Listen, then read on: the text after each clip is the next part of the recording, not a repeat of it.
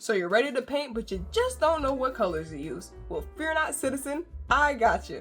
Not only am I going to give you some color palettes that you can work with, but I'm going to give you a short little snippet of color theory as well to go along with it. So you're double learning, okay? So today we're going to be talking about analogous colors. Analogous colors, and this is what I learned in art school, high college graduate here, are colors that are right next to each other on the color wheel.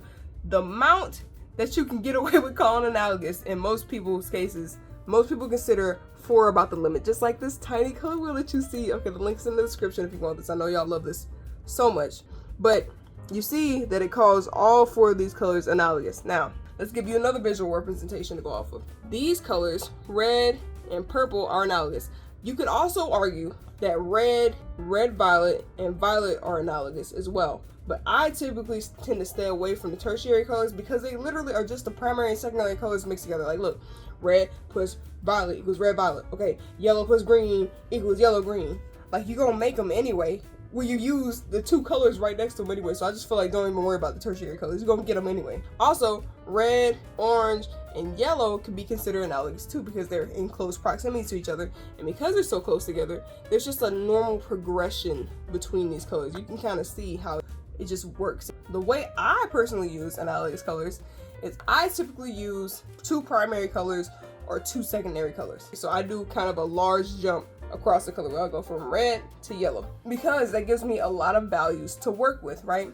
I have a very light value here, which is yellow, and value is the lightness and darkness of a color.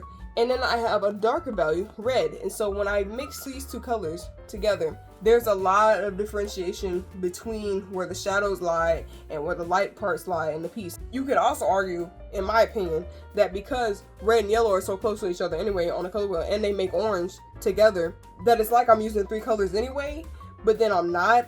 Don't worry about all the technicalities, right? Just know that that's what analogous colors are. Now I'm going to show you some examples of me using these analogous colors. So these are some pieces I did back. You can tell, you can see the red and the yellow, right? But there's also some orange here. And guess what I didn't add into this piece at all? And that's any orange. I just used red and yellow. Now I use different hues of red and yellow. So I use like a lighter yellow here, then I use like a more golden yellow here. So you can use different hues of those colors, but it still is analogous as long as you're using the same color, which is red, no matter what hue it is. Okay, so even though I didn't put any orange in this piece, there's still orange present in the hair. And that's because when the red and yellow came together, they made the orange in the piece. That's why I'm saying don't necessarily worry about placing that color in between them specifically on the piece itself, because you will get it anyway. Here's another example. This orange came from mixing red and yellow together. Look at it, it's just there. Okay, here's another example. You're gonna get the color in between them anyway, so you can add them purposefully, you can put it in the piece purposefully, but you're gonna get the color in between them anyway. So to broaden your horizons a bit, I know it's very easy to choose the warm colors as a color palette or the cooler colors as a color palette, but also these colors are analogous. These colors are analogous. You could do red, purple, and blue, and they will still be analogous, right?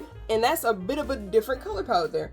You also could do orange, red, and purple. That's analogous too. And you see how well they go together. When you stop looking at the rest of them, they are closely related enough that they still look good together, right? So just try shifting around the color wheel and seeing what you like and how you feel about stuff like that. And also this little color will help because you can literally turn it anywhere. Like there's a color palette you can work with. There's a color palette you can work with. Here's a color palette you can work with. You see how many options you have as far as analogous colors. Now I'm going to show you some pieces I made with analogous colors. So this piece right here is red and violet.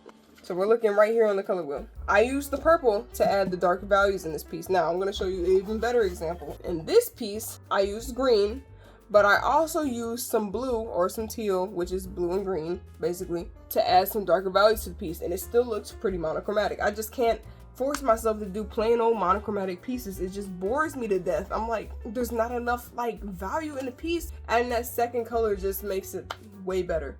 Now, if you choose the right hue of analogous colors, you can actually make it blend in with the piece so well that it looks monochromatic, okay? So this piece has green and blue in it. Would you have known that if I told you? No, you wouldn't have. Okay, this piece has blue and purple in it. Would you have known that if I told you? No, you wouldn't have. This piece has red and violet in it. Would you have known that if I told you? Maybe. This one's a bit more obvious, but you see how well, when you choose the right hue of a color, how well it can blend in with the piece. When it comes to monochromatic pieces, sometimes it can be kind of hard to make the shadows and highlights pop as much because you're using the same color and it may look a little flat at times. So using an analogous color, which I understand is no longer monochromatic at that point, but using an analogous color can give you those highlights and shadows that are necessary to help differentiate different things in a piece while also still looking like it's the same color. You feel me? It's that simple.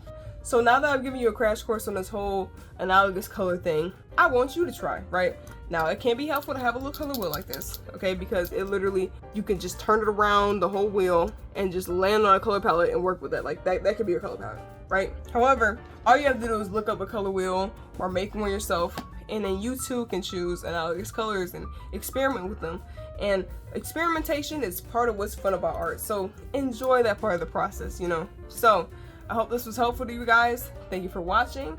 If you want more videos like this, let me know. If you have any questions, the comment section is open. See you guys next time. Bye.